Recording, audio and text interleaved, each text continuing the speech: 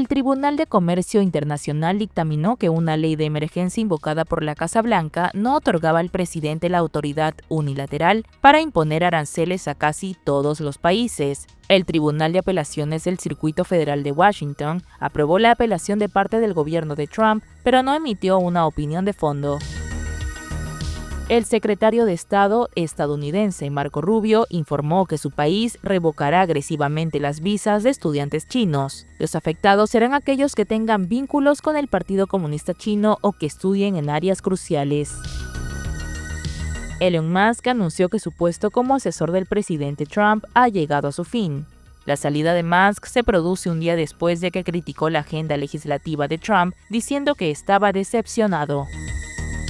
La Casa Blanca anunció este jueves que Israel aceptó la propuesta del presidente Donald Trump para un alto el fuego en Gaza, pese a que poco después un dirigente de Hamás aseguró a AFP que no cumple las demandas del movimiento palestino.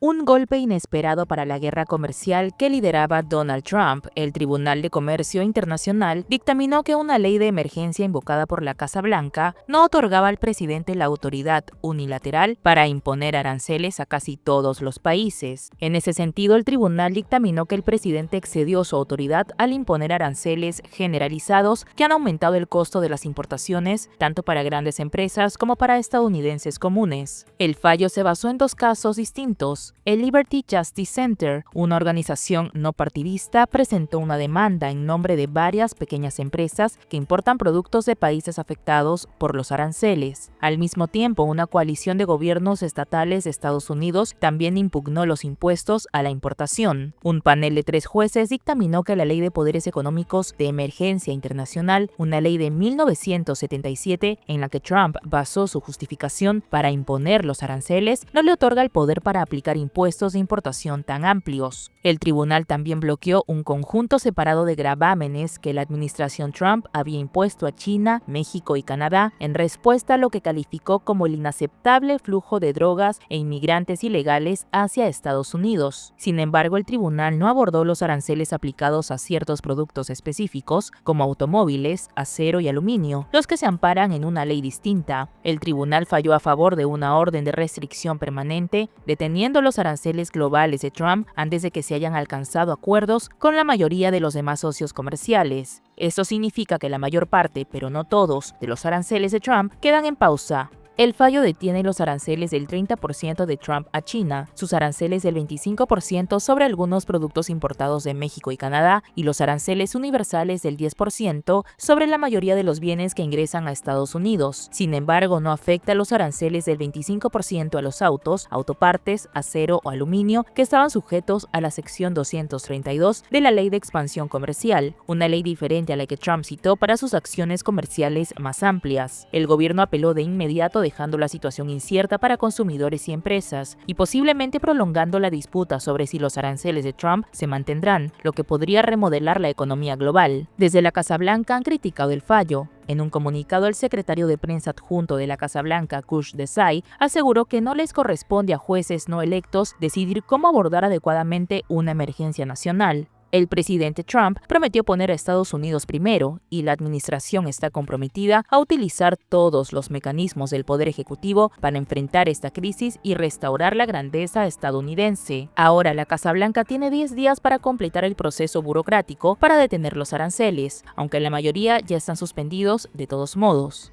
El caso debe pasar por el proceso de apelación. Si la Casa Blanca no tiene éxito en su apelación, entonces la Agencia de Aduanas y Protección Fronteriza de Estados Unidos, CBP por sus siglas en inglés, emitirá instrucciones a sus funcionarios, explicó John Leonard, ex alto cargo del CBP a la BBC. En caso la gestión de Trump no tenga éxito, las empresas que han tenido que pagar los aranceles recibirán reembolsos con intereses por los montos abonados. Esto incluye los llamados aranceles recíprocos, que se redujeron al 10% para la mayoría de los países, pero se elevaban hasta el 145% para productos chinos y que ahora están en el 30%. Según Stephen Aynes de SPI Asset Management, las reacciones del mercado reflejaron en parte cómo los inversores respiraron aliviados tras semanas de volatilidad extrema provocada por el tira y afloja de la guerra comercial. Un tribunal federal de apelaciones de Estados Unidos restableció este jueves los aranceles más amplios del presidente Donald Trump, un día después de que un tribunal comercial dictaminara que Trump se había excedido en su autoridad al imponer los aranceles y había ordenado un bloqueo inmediato de los mismos. El Tribunal de Apelaciones del Circuito Federal de Washington no emitió opinión ni razonamiento alguno, pero ordenó a los demandantes que respondieran antes del 5 de junio y a la administración Trump antes del 9 de junio. Emitió una breve orden que otorga la suspensión temporal del bloqueo, mientras sopesa una suspensión más prolongada, según informó la agencia de noticia Bloomberg. Poco antes, la Casa Blanca afirmó que el fallo del Tribunal de Comercio Internacional, que ordenaba suspender los aranceles, era flagrantemente erróneo y expresó su confianza en que esta decisión fuera revocada en el proceso de apelación, aunque informó de que podía llegar a solicitar la suspensión inmediata de la ejecución de este fallo al Tribunal Supremo de Estados Unidos. El sorpresivo fallo del miércoles del Tribunal de Comercio Internacional de Estados Unidos había amenazado con anular o al menos retrasar la imposición de los aranceles del día de la liberación de Trump a la mayoría de los socios comerciales de Estados Unidos, así como los gravámenes a la importación de productos de Canadá, México y China relacionados con su acusación de que los tres países estaban facilitando el flujo de fentanilo a Estados Unidos. El fallo del panel de 3 jueces en el Tribunal de Comercio Internacional con sede en Nueva York se produjo después de que se interpusieron varias demandas en las que se argumentan que los aranceles del día de la liberación de Trump han excedido su autoridad, dejando la política comercial de Estados Unidos dependiente de sus caprichos. Trump ha dicho repetidamente que los aranceles obligarían a los fabricantes a devolver empleos fabriles a Estados Unidos y generarían suficientes ingresos para reducir los déficits presupuestarios federales. Utilizó los aranceles como una herramienta de negociación con la esperanza de forzar a otras naciones a negociar acuerdos que favorecieran a Estados Unidos, sugiriendo que simplemente establecería las tasas él mismo si los términos no eran satisfactorios. China insta a Estados Unidos a escuchar las voces racionales de la comunidad internacional y las partes interesadas nacionales y a cancelar por completo las injustas medidas arancelarias unilaterales. Desde que Estados Unidos introdujo medidas arancelarias unilaterales, no solo no ha logrado resolver ninguno de sus propios problemas, sino que también ha socavado gravemente el orden económico y comercial internacional, ha interferido gravemente en la producción y el funcionamiento de las empresas, así como en la vida y el consumo de la población, ha perjudicado a otros sin beneficiarse a sí mismo y además ha suscitado numerosas voces de oposición en Estados Unidos. El empresario multimillonario Elon Musk anunció el miércoles que su puesto como asesor del presidente Donald Trump ha llegado a su fin. Musk, quien lideró durante los últimos meses el Departamento de Eficiencia Gubernamental, conocido como DOGE, encabezaba los esfuerzos gubernamentales para reducir y revisar la burocracia federal. En una publicación en X, Musk agradeció a Trump por el puesto y afirmó que creía que la Agencia de Reducción de Gastos se convertiría en una forma de vida en todo el gobierno. A medida que mi tiempo programado como empleado especial del gobierno llega a su fin, me gustaría agradecer al presidente por la oportunidad de reducir el gasto superfluo. La misión del DOGE solo se fortalecerá con el tiempo a medida que se convierta en una forma de vida en todo el gobierno. En sus primeros meses, el magnate sudafricano aspiraba a eliminar $2 billones de gasto público, pero la cifra se redujo progresivamente a 150.000 millones. En ese proceso, enfrentó resistencia dentro de la administración y múltiples litigios. Designado por Trump como el zar del ahorro, el magnate tecnológico eliminó los fondos para la ayuda exterior estadounidense, entre otros. antes de anunciar su retirada. Al mando de Doge, Musk ha logrado recortar casi el 12% o 260.000 de los 2,3 millones de empleados civiles federales, principalmente mediante amenazas de despido, indemnizaciones y ofertas de jubilación anticipada, según un análisis de Reuters sobre las salidas de las agencias federales. La salida de Musk se produce un día después de que criticó la pieza central de la agencia legislativa de Donald Trump, diciendo que estaba decepcionado por lo que el presidente llama su gran proyecto de ley hermosa. La legislación incluye una mezcla de recortes de impuestos, una mayor ampliación de la inmigración. En una entrevista con CBS, Musk lo describió como un proyecto de ley de gasto masivo, que aumenta el déficit federal y socava el trabajo de su Departamento de Eficiencia Gubernamental, conocido como DOGE. La salida de quien se autoproclamó primer amigo de Trump fue rápida y sin contemplaciones, así lo aseguró el diario The Guardian. Musk no mantuvo una conversación formal con Trump antes de anunciar su salida de la administración, según una fuente con conocimiento del asunto, quien añadió que su salida se decidió a nivel de personal superior. Musk ya había admitido que no había logrado todos sus objetivos con Doge, a pesar de que decenas de miles de personas fueron eliminadas de las nóminas del gobierno y varios departamentos fueron desmantelados o cerrados. La salida de Musk del gobierno se realiza también tras la declaración del magnate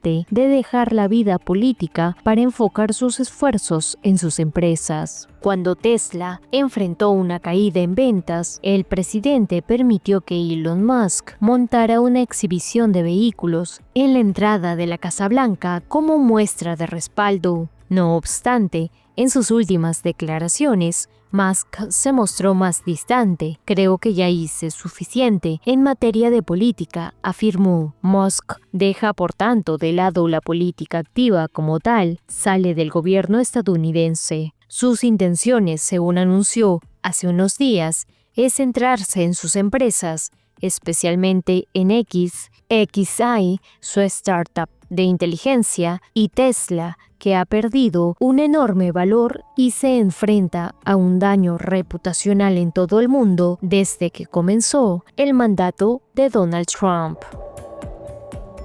A pedido del presidente Donald Trump, el secretario de Estado Marco Rubio informó que Estados Unidos revocará agresivamente las visas de estudiantes chinos. El alto diplomático estadounidense dijo que el Departamento de Estado colaborará con el Departamento de Seguridad Nacional en las revocaciones que afectarán a estudiantes chinos, incluidos aquellos con vínculos con el Partido Comunista Chino o que estudien en áreas cruciales. Los comentarios de Rubio siguen a una serie de medidas extraordinarias de la administración Trump para disuadir a los estudiantes extranjeros de estudiar en Estados Unidos, desde ordenar a las embajadas que suspendan las citas para visas de estudiantes hasta revocar la autorización de la Universidad de Harvard para matricular estudiantes internacionales. Según las estimaciones, en el 2024, al menos 280.000 alumnos chinos estuvieron estudiando en Estados Unidos, los cuales se verían afectados tras el anuncio de Trump y Rubio. La respuesta de China llegó a través de la portavoz del Ministerio de Asuntos Exteriores, Mao Ning, quien acusó a Estados Unidos de utilizar ideologías y la seguridad nacional como excusas para cancelar injustificadamente las visas de estudiantes chinos. Estados Unidos ha cancelado injustificadamente las visas de estudiantes chinos con el pretexto de la ideología y los derechos nacionales, lo que ha perjudicado gravemente los derechos e intereses legítimos de los estudiantes chinos y ha perturbado los intercambios culturales normales entre ambos países. China se opone firmemente a esto y ha presentado gestiones ante Estados Unidos. Esta práctica política y discriminatoria de Estados Unidos ha puesto de manifiesto las mentiras de la supuesta libertad y apertura que siempre ha promocionado y ha dañado aún más la imagen internacional y la credibilidad nacional de Estados Unidos. Durante décadas, las universidades estadounidenses han atraído algunas de las mentes más brillantes de China, consideradas como una vía hacia una educación prestigiosa y mejores oportunidades profesionales. Las universidades estadounidenses han atraído estudiantes chinos de familias de clase media, así como de las élites políticas y empresariales. Muchos funcionarios chinos han enviado a sus hijos a escuelas estadounidenses, incluido el líder Xi Jinping, cuya hija Xi Mingse estudió en Harvard bajo un seudónimo. El gobierno de Trump ya ha actuado para deportar un número de estudiantes extranjeros, mientras que ha revocado las visas de otros miles. La mayoría de estas acciones han sido bloqueadas por los tribunales. También ha congelado cientos de millones de dólares en fondos para las universidades. El presidente percibe alguna de las instituciones estadounidenses más selectas como Harvard como demasiado liberales y las acusa de no combatir el antisemitismo en los campus universitarios. Miles de alumnos de Harvard celebraron su graduación el jueves con un poderoso mensaje de su presidente en momentos en que la universidad defiende en los tribunales la posibilidad de inscribir estudiantes extranjeros. La prestigiosa universidad está enfrentada a una medida del gobierno del presidente Donald Trump, que fue suspendida temporalmente por una jueza federal. Welcome, family and friends. Gracias, bienvenidos familiares y amigos, defensores y simpatizantes. Bienvenidos los invitados de aquí, de todo el país y de todo el mundo. Y bienvenidos los miembros de la generación 2025.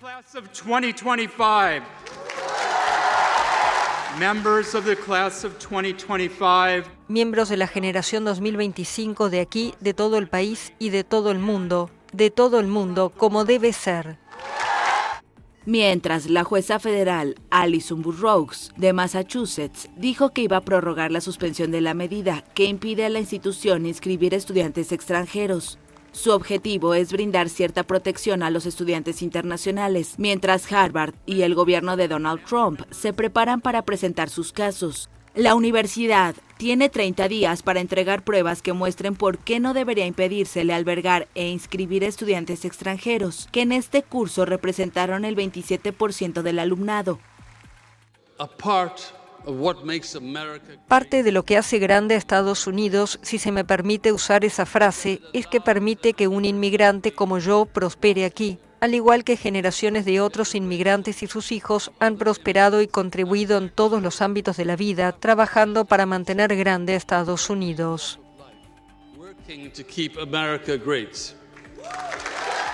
Harvard ha desatado la ira de Donald Trump al rechazar públicamente y en los tribunales las repetidas demandas del gobierno que le exigen ceder el control sobre la inscripción de estudiantes, los planes de estudio y las investigaciones que realiza. La universidad ha acudido a los tribunales para dejar sin efecto las medidas del gobierno. La administración republicana asegura que busca combatir el antisemitismo y dejar sin efecto las políticas de diversidad, igualdad e inclusión, consideradas izquierdistas. La Casa Blanca anunció este jueves que Israel aceptó la propuesta del presidente Donald Trump para un alto el fuego en Gaza. La portavoz de la Casa Blanca, Caroline Leavitt, aseguró que se trata de un proyecto que fue presentado por el mismísimo Trump y su enviado Steve Witkoff. Puedo confirmar que el enviado especial Witkoff y el presidente presentaron una propuesta de alto el fuego a Hamas que Israel respaldó y apoyó. Israel aprobó esta propuesta antes de enviarla a Hamas. También puedo confirmar que esas conversaciones continúan y esperamos que se logre un alto el fuego en Gaza para que podamos repatriar a todos los rehenes. Y eso ha sido una prioridad de esta administración desde el principio. No haré más comentarios, ya que estamos en medio de esto ahora mismo. Sin embargo, un dirigente de Hamas dijo a AFP que no responde a ninguna de las demandas de nuestro pueblo y que significan la perpetuación de la ocupación, la continuación de los asesinatos y la hambruna. Pese a ello, aseguró que el movimiento palestino sigue examinando la propuesta. Hasta ahora, las negociaciones para un alto el fuego que ponga fin a casi 20 meses de guerra han fracasado y el ejército israelí reanudó sus operaciones en la Franja de Gaza en marzo, después de una breve tregua. Al menos 44 personas murieron el jueves en nuevos ataques israelíes en Gaza, gobernada por el movimiento islamista palestino Hamas. El ejército israelí intensificó su ofensiva en Gaza el 17 de mayo con el objetivo declarado de conquistar el territorio, destruir Hamás y liberar a los últimos rehenes capturados durante el sangriento ataque del grupo islamista en el sur de Israel el 7 de octubre de 2023, que desató la guerra. Apenas se lograron 2 treguas desde el inicio del conflicto, una de una semana en noviembre de 2023 y otra de casi 2 meses en enero, a la que Israel puso fin cuando reanudó sus bombardeos. Los bombardeos de momento no dan tregua. La Defensa Civil de Gaza informó el jueves que desde la medianoche habían muerto al menos 44 personas en ataques israelíes en el territorio. 23 de ellas murieron en un bombardeo israelí contra una vivienda en la zona del campo de refugiados de Al-Bureji, en el centro de la franja costera, así lo detalló Mohammad al-Muhajir, responsable de la organización de rescate. El ejército israelí indicó en un comunicado que bombardeó a decenas de objetivos terroristas en toda la franja de Gaza a lo largo del día. El ejército de Israel informó el jueves que bombardeó decenas de objetivos en la franja de Gaza a lo largo del día. Los rescatistas del territorio palestino informaron que alrededor de medio centenar de personas murieron en los ataques, incluyendo algunos por disparos cerca del centro de ayuda estadounidense en el sur del enclave. Uno de los bombardeos tuvo lugar en una vivienda en la zona del campo de refugiados de Al-Bureij, en el centro de la franja costera. Mi esposa me llamó y me dijo, tu hermano está bajo los escombros. Encontré a mi hermano, su mujer, su hijo y su hija muertos.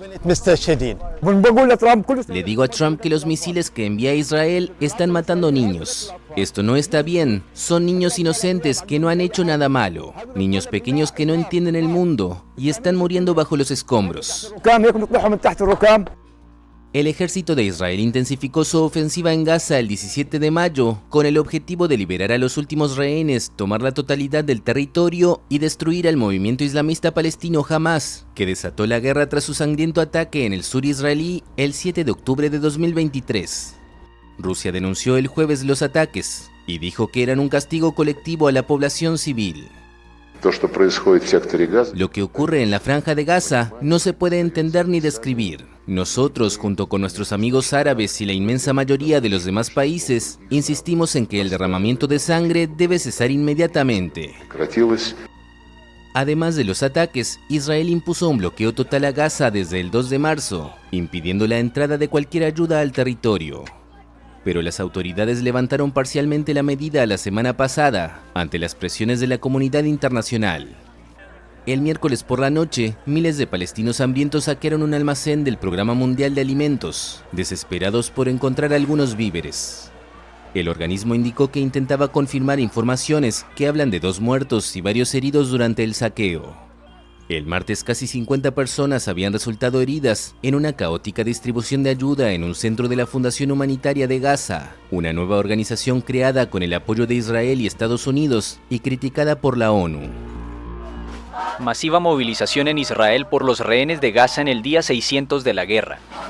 Miles de personas se congregaron el miércoles por la noche en Tel Aviv en la llamada Plaza de los Rehenes para reclamar un cese el fuego con Hamás que facilite su liberación.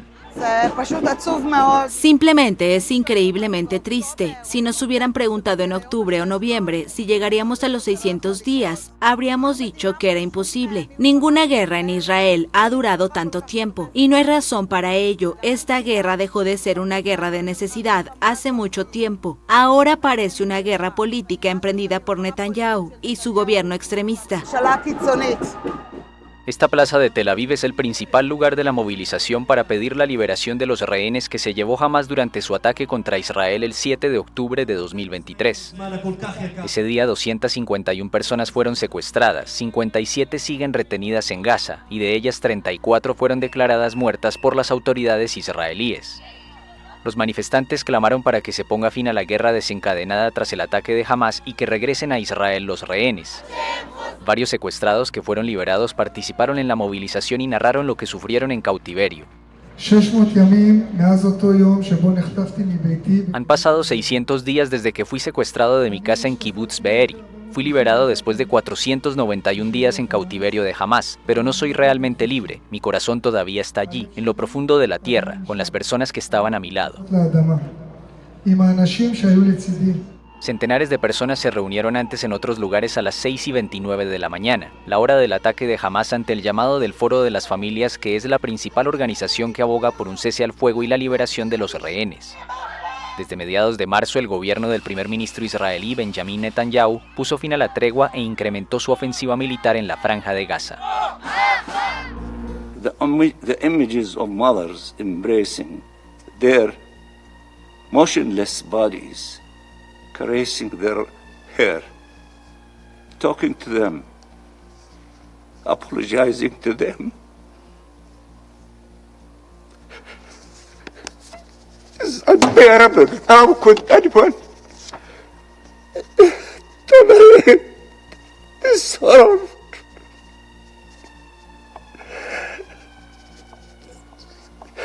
Excuse me, Mr. President. I have grandchildren. I know what they mean to their families.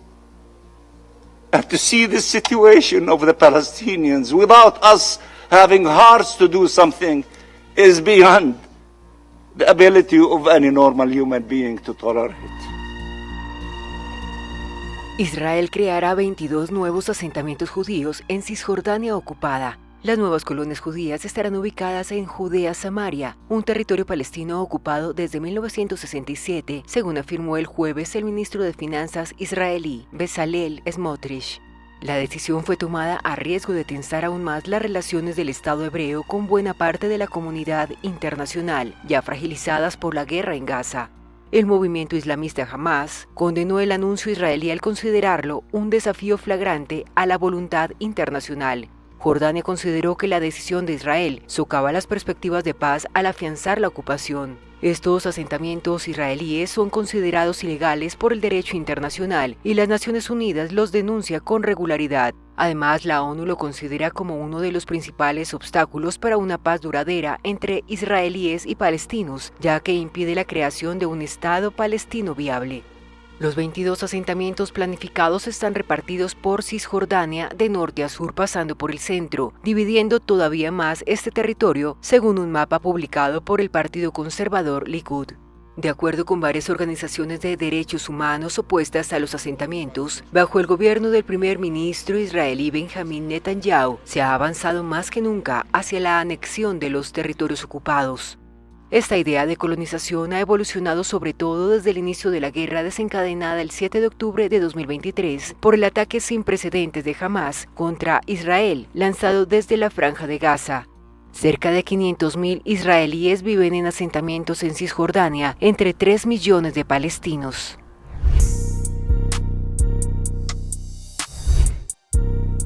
El ministro venezolano del Interior, Diosdado Cabello, vinculó a presuntos actos terroristas a la líder opositora en la clandestinidad, María Corina Machado, por lo que no descartó el miércoles su posible arresto. Todo tiene su momento en esta vida. Todo. Siempre llega. Siempre llega. Y llega en el momento exacto. Exacto. No nos desesperemos. Hay averiguaciones abiertas y todo lleva su momento. Hay gente que se cree intocable. El gobierno venezolano acusa a Machado de conspirar contra el presidente Nicolás Maduro, cuya reelección en julio pasado fue tachada de fraude por la oposición. Durante la rueda de prensa con medios oficialistas, Cabello también mostró maletas con armas de guerra, presuntamente incautadas poco antes de las elecciones legislativas y a gobernaciones del 25 de mayo, en las que el chavismo ganó la mayoría de los cargos, en medio del llamado a abstención de la mayor coalición opositora. En Los Teques encontramos esta maleta y un arsenal en el allanamiento que hicimos en Los Teques. Y están detenidos. Todos los responsables están detenidos hasta ahora y todo el que vaya apareciendo lo vamos a detener. 70 personas han sido detenidas en el último mes y medio, entre ellos varios extranjeros, según Cabello, considerado como número 2 del chavismo. La oposición reivindica el triunfo en las presidenciales de su candidato, el exiliado Edmundo González Urrutia. El Consejo Nacional Electoral de Venezuela no mostró los resultados disgregados como indica la ley, al argumentar un hackeo de sus sistemas. La policía británica identificó al conductor responsable del atropello múltiple sucedido en Liverpool tras el desfile de celebración del título de la Premier League de fútbol. El varón británico de 53 años fue arrestado bajo sospecha de intento de asesinato y delitos de conducción peligrosa y bajo los efectos de las drogas. La policía de Merseyside acusó formalmente este jueves a Paul Doyle, de 53 años y vecino del área metropolitana de Liverpool, de 7 delitos tras el atropello múltiple sucedido el pasado lunes en la ciudad inglesa durante las celebraciones del título de la Premier League de fútbol, que dejó 79 heridos.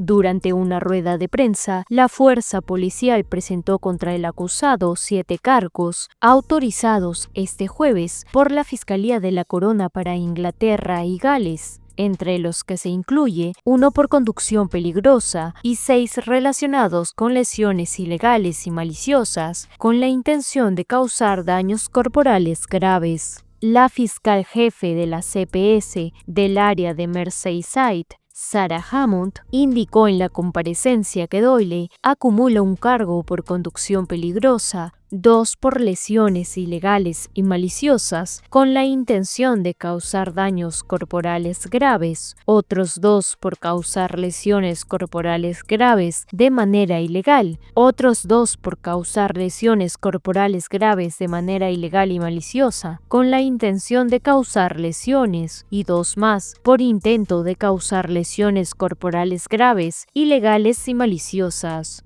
Se espera que Doyle, al que los medios británicos identificaron como un empresario local y padre de 3 hijos, comparezca ante el Tribunal de Magistrados de Liverpool este 30 de mayo para una audiencia inicial. Hammond comentó que la investigación se encuentra en una etapa temprana y que tanto la Fiscalía como la policía siguen revisando un gran volumen de pruebas, como videos y declaraciones de testigos. Un total de 79 personas con edades comprendidas de entre 8 y 78 años resultaron heridas después de que un coche presuntamente conducido por Doyle embistiese contra una multitud de gente el lunes en el centro de Liverpool durante las celebraciones del título de la Premier League de fútbol. El deslizamiento de un glaciar en el sur de Suiza destruyó en parte el pequeño pueblo de Blatten en el que vivían 300 personas. Las autoridades preveían desde hace días que se produjera el desastre, por lo que la aldea fue totalmente evacuada la semana pasada. De todas formas, un hombre de 64 años, que se piensa estaba en ese momento en la zona afectada, está desaparecido. Ocurrió el peor escenario posible. Eso significa que los 3 millones de metros cúbicos de rocas cayeron junto con el glaciar. Esto es muy raro. No podemos encontrar un ejemplo en la historia, pero todo ha caído. Y no sabemos exactamente cuánto material hay arriba, pero seguramente la gran mayoría cayó.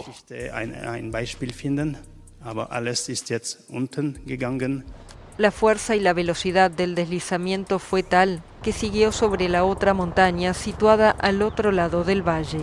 El jueves, las autoridades declararon el estado de emergencia en la zona para vigilar la situación, después de que el montón de escombros del glaciar de unos 2 kilómetros de extensión bloqueara el río Lonza, lo que hace temer inundaciones en el valle.